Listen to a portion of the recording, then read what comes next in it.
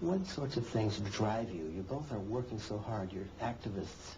You never stop reading and writing.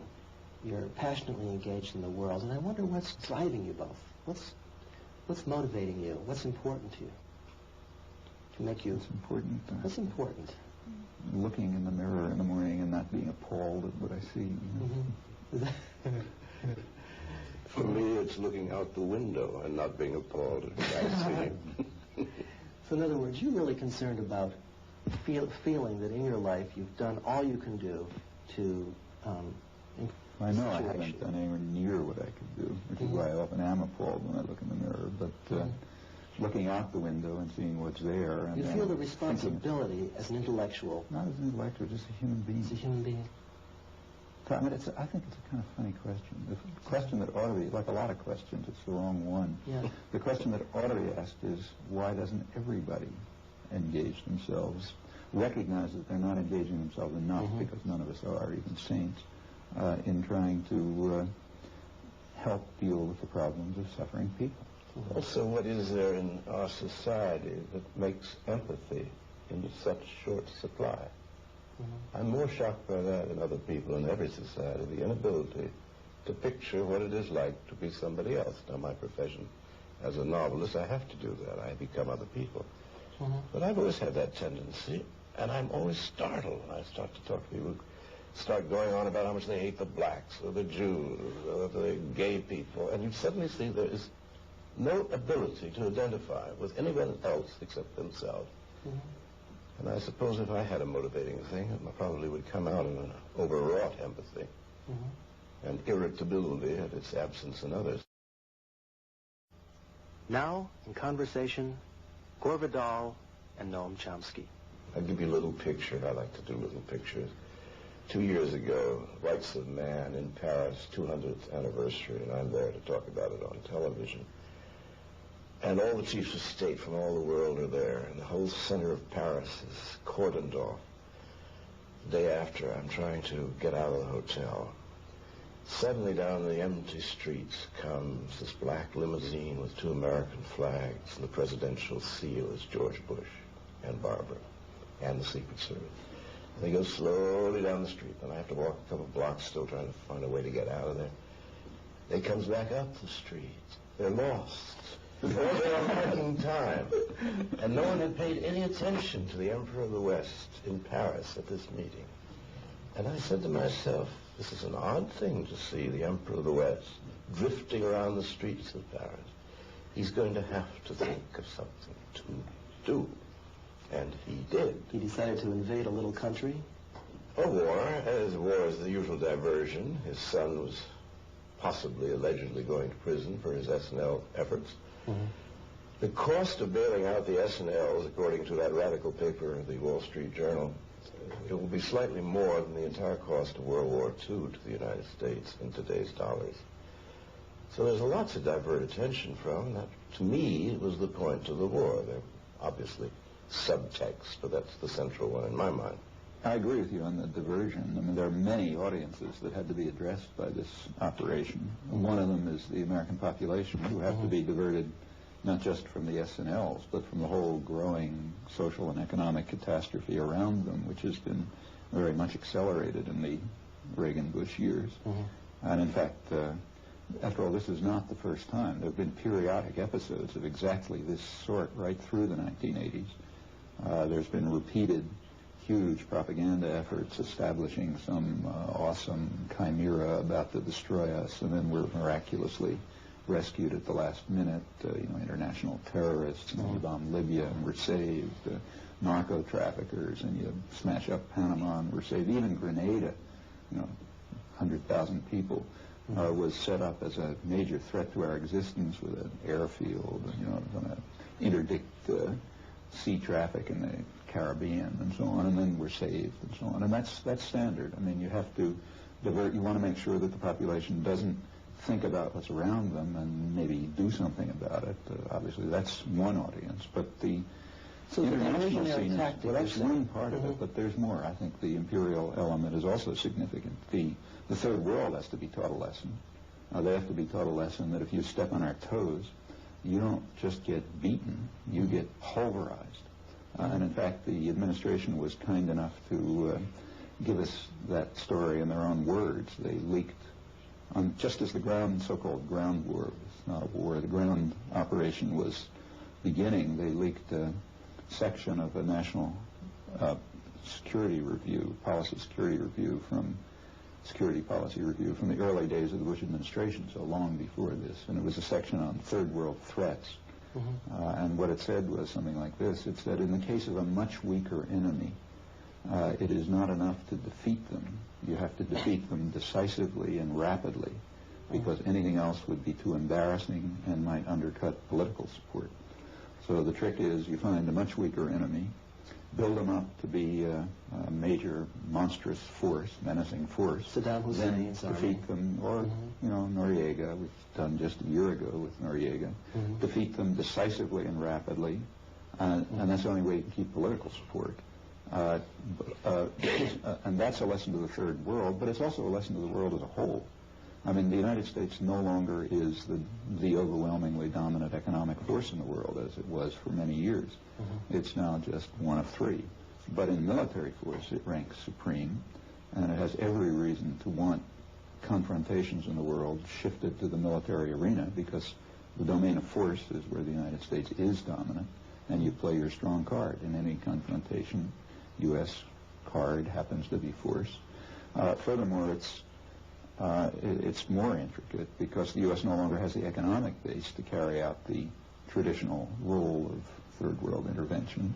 It therefore has to become, as the business press has been very frank in pointing out, has to become a mercenary state. Others are going to have to pay for these adventures, and one source of payment is petrodollars. One of the major sources of capital in the world is the profits from energy production, and the United States wants to make sure, as it has long wanted to make sure, that those profits are fed primarily to support the U.S. economy and, of course, the economy of its lieutenant in these operations, namely Britain. That goes way back. What about the standard argument here, though, Noam, that Saddam Hussein really is a bad guy, Yeah, sure that he did do a terrible thing in invading his neighboring country, Kuwait, that he did subject the Kuwaiti people to terrible tortures, and that he also was probably building up a nuclear arsenal? But these were all, so in many ways there was a justification for this war. Well, look, all of those things are true, and they were all true on August 1st. On August 1st, when it was true in 1980. In 1980, Saddam Hussein was basically a Russian client. Reagan and Bush and Thatcher recognized him as our kind of guy, and they worked very hard for several years to switch him over to the U.S. side. In 1982, he was taken off the list of terrorist states so that they could then get huge U.S. credits to buy U.S. exports. Became one of the leading U.S. became one of his leading trading partners. By 1987. Iraq was largely a Western, dependent on the West, also for the buildup of its extensive weapons of mass destruction and so on. When he did things like, say, gassing the Kurds in 1988, the Reagan administration intervened to prevent Congress from condemning it in any serious way, let alone to stop sanctions. This went right on to 1990. I mean, in July 1990, Bush intervened again to try to prevent the House Foreign Affairs Committee from condemning Saddam Hussein, or to impose some sanctions that would interfere with American business. In fact, on August 1st, while they were getting not only warnings, but direct statements from the CIA saying the invasion was coming, on August 1st, the White House authorized new high-technology shipments to Iraq. In the preceding 2 weeks, up to August 1st, they had authorized, according to what's been made public so far, who knows the real story, but what's been made public so far, they authorized almost $5 million worth of high-technology aid. To go to Iraq. It went not just to Iraq, it went to the Ministry of Military Industry. It went to the nuclear research plant that was later bombed on the grounds that it was producing military bombs, and to another plant that was bombed on the grounds that it was producing chemical and biological weapons. Now, that was 2 weeks before. And it's true that the invasion of Kuwait was a crime, but, his record was so sordid that what it added to it is very slight and was of no concern to the United States. So this makes no sense. What's the turning point? The turning point is he stepped on our toes. Well, that you don't do. I mean, by the standards of the United States and Britain, you can guess your population, you can torture, you can murder, you can set up one of the most brutal tyrannies in the world. That's all fine as long as you're our thug. Yes. But he did something on August 2nd, which is impermissible. He was told, we don't care very much if you rectify border problems, but he took over Kuwait, and that's not allowed. We run the oil business, and when anybody steps on our toes, especially if they're much weaker, then they get not only defeated, but pulverized. That's the lesson that has to be learned. Don't step on our toes. You speak of the lesson to the second and third world countries. Even more important, apropos of my vision of an aimless president drifting lost in Paris, ignored by other leaders, this was a message, a lesson to the first world. That not only were the Soviet Union off the world stage as an empire, what we are doing, we have no national at all reason in the Middle East. We have no national interest. We get 15% of our oil comes from there, and we could just as easily get it from somewhere else. But of course, Western Europe and Japan get most of their oil from there.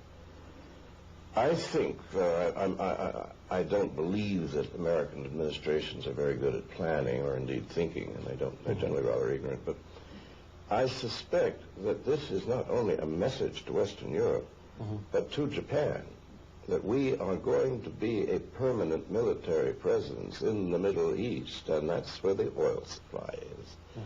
And I can see further down the road, we would absolutely collapse economically if every quarter the Japanese didn't come in and buy American Treasury bonds.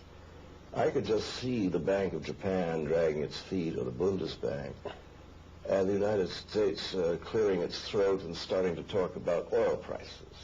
And suddenly they will start buying our Treasury bonds. I mean, it's blackmail. Well, I think that's...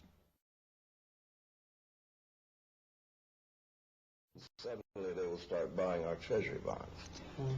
I mean, it's blackmail. Well, I think that's... I don't entirely agree with that. I think there's another factor. It's true that we don't use oil from the very little oil from the Middle East, and as you say, we could get by with none.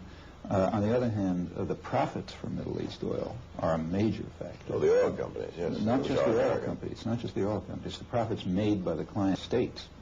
They equate. I mean, the way when Britain and the United States set up the imperial settlement for the region, the oil is the idea goes back to Lord Curzon, that you set up what Lord Curzon called an Arab facade, and that then Britain, but later the United States, would rule, would disguise absorption behind the veil of constitutional fictions like buffer state and so on. So you have this Arab facade, which is basically family dictatorships. They manage the oil system for us, but we make sure that we do have there's some leverage over pricing and production. We want that to be in our hands for exactly the reasons you mentioned. We also want to make sure that the flow of investments, of capital, of profits, is largely back to the British and American economies. Actually, we have documentary evidence on this. The documentary record's been cleared partially, at least, through about 1960. And it's very interesting to look at the declassified British and American records after the Iraqi Revolution in 1958. That was the first break in the Anglo-American condominium. So naturally they were hysterical about it. And Selwyn Lloyd flew over to Washington and talked to Dulles and so on and so forth. And they decided at that time to grant some kind of nominal independence to Kuwait to try to dampen the threat of another nationalist revolution there. And though they reserved the right, as Selwyn Lloyd put it, ruthlessly to intervene if anything goes wrong with this settlement. And the reasoning was that, at that time, particularly Britain, they were very concerned about that Kuwaiti investments had to, both Kuwaiti oil and Kuwaiti investments had to prop up this tottering British economy, and in fact prop up sterling altogether. Now, by the 1970s, the U.S. is in the same position. And it's not just the Japanese who buy treasury bonds. The Saudi Arabians buy them. Do you realize what the average American listener to this program will think, hearing you people talk about the war in the Gulf? You're essentially saying that that what was seen on television was a mirage. That essentially the main arguments for the Gulf War were faked. Really what we're looking at are underlying economic profit-oriented reasons for pursuing this war in the Gulf. Profit and power. Profit and power. And I would stress again what Gore said, diversion of the American public. I mean, the American public must look away from their own problems, exactly. But this isn't the picture that most Americans have. Why should it be? What's the media going are on doing here? their job, after all, and the intellectuals are doing their job, which is to prevent people from understanding what's happening. I mean, I've just been speaking at Harvard, a pleasant and gentle place, but Harvard exists, as does CBS, ABC, New York Times, to give the viewpoint of the establishment that owns and runs the country. And they have a worldview which does not coincide at any point with any reality that anybody mildly curious can discover. I would say that probably what the people think on almost any subject has been doctored for. Sanctions were working against Saddam. The problem was that 90% of the people, when asked do they think sanctions were working, didn't know what the word meant. A few Roman Catholics thought that a sanction was a step towards sainthood, somewhere after beatitude and before. The rest of them had no idea at all. What about the debate in the U.S. Senate about should we authorize the war or not? One saw a real medley of voices, points of view there, didn't we? Well, you certainly saw some quite good speechwriters had been called in, I must say. There was eloquence. Many people who could not parse a sentence were giving rather nice speeches. No, what you saw was the total collapse of our constitutional system of government, in which only Congress may declare a war. Bush at one point said what I've been saying for years. Why, he said we've done armed intervention 220 times, and only 5 times have we ever declared war. I've been saying this, and they've been denying it. Why shouldn't we be praising George Bush now? Because he actually decided to follow a legal route to pursuing this war. That's not and he also brought into the coalition so many other nations. He didn't act unilaterally. Neither of those statements is accurate. No, it was. I mean, the coalition was the United States and England. In fact, up until January... What about France? Up until January 15th, it was a U.S.-British command in the Gulf. After it became clear the war was going to go on, France, Italy, and a couple of other countries decided they'd like to get their fingers in the post-war settlements and the 3 days before we started. But it was a U.S.-British command, and it was a U.S.-British war, very isolated in the world. It's true, the famous 28 countries that were in the coalition, most of them were there to enforce the sanctions. In fact, and as far as the legalities are concerned, the U.S. just once again did what it's been doing for many years, namely undermine the United Nations. The United Nations has procedures, and they were blocked. But didn't we get a UN resolution? No. Well, we notice what the resolution said. We got a resolution in which the UN said, in effect, we wash our hands of the matter. Why would they do that? Why would so many countries just fall back and take a back seat? The United States is a very frightening place. You don't fool around with it. This is what's been happening in the UN for years. Let's take the period during which George Bush has been in national prominence. He was appointed UN ambassador in February '71, so say take that period.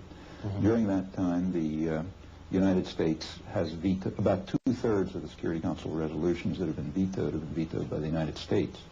About half of the rest have been vetoed by England, United Kingdom. That's between them. That's about 80%.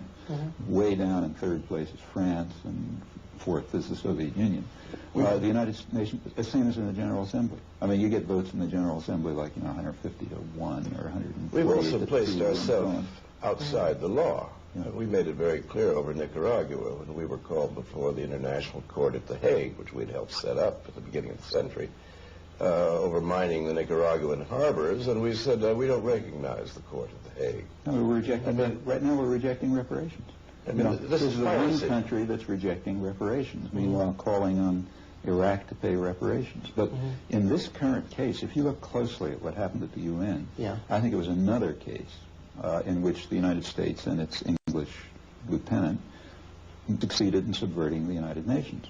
I mean, the UN response was pursue sanctions and diplomacy as usual effort after any act of aggression. It usually is blocked right away by the United States, which vetoes it or undermines it. But look what happened. The United States intervened directly to block diplomacy.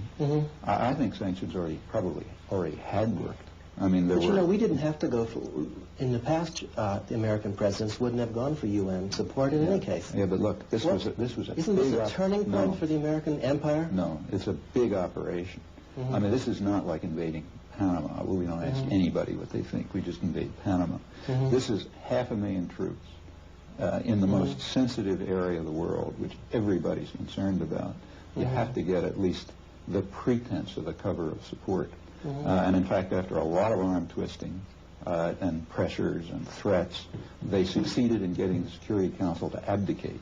That's in effect what happened. It's the old frog in the pan thing. If you put a frog in a pan with water, cold water, it'll sit there.